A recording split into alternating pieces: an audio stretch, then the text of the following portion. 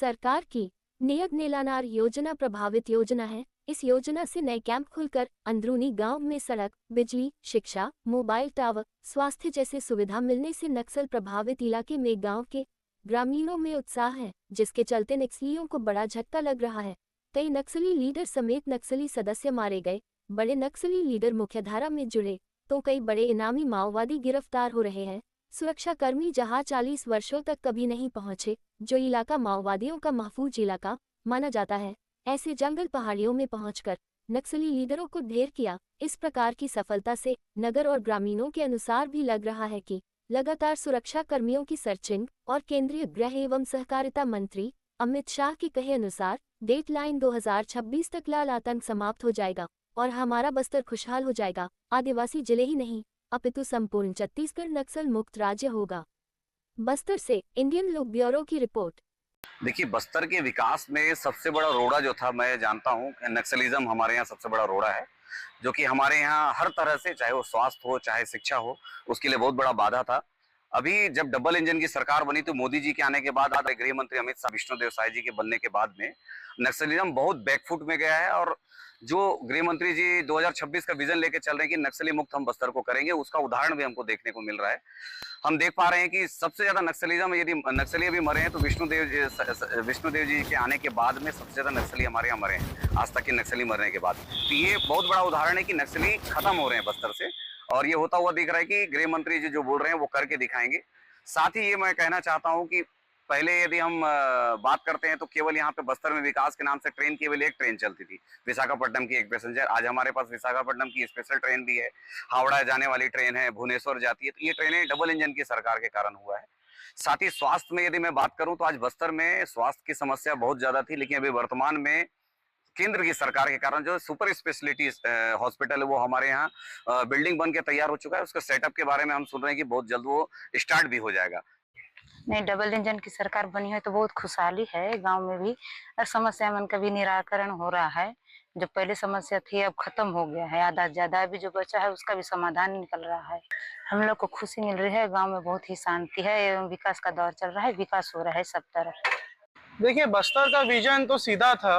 बस्तर एक बहुत शांत जिला है, लेकिन नक्सलियों की वजह से कोई भी सरकार पहुंच नहीं पा रही थी गांव तक। शहरी विकास तो हर गवर्नमेंट करती है, इसके पहले कांग्रेस की भी सरकार थी।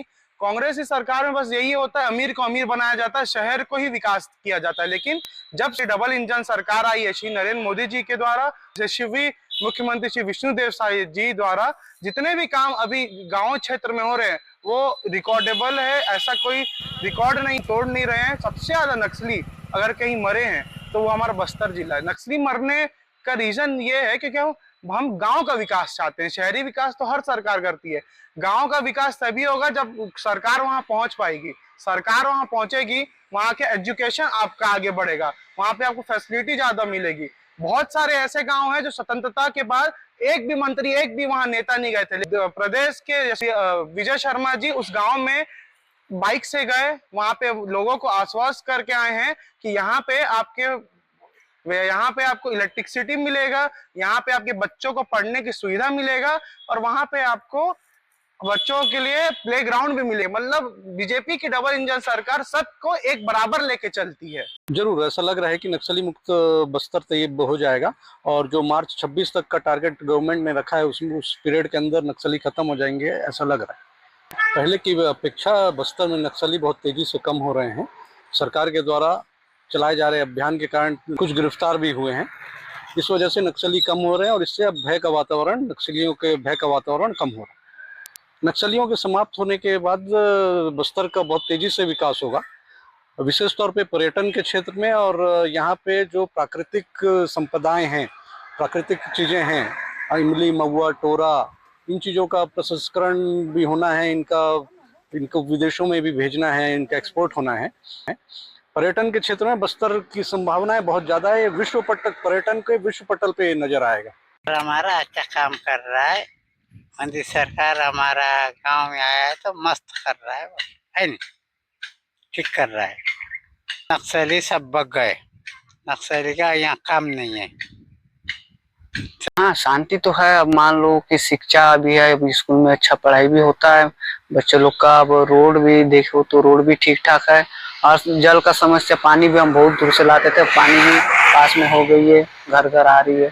डबल इंजन का सरकार बना है तब से अच्छी राहत है। मान लो शिक्षा का हो गया, या तो पानी का समस्या ले लो, और ऐसे बहुत सारे प्रकार की समस्या से अच्छा ही है।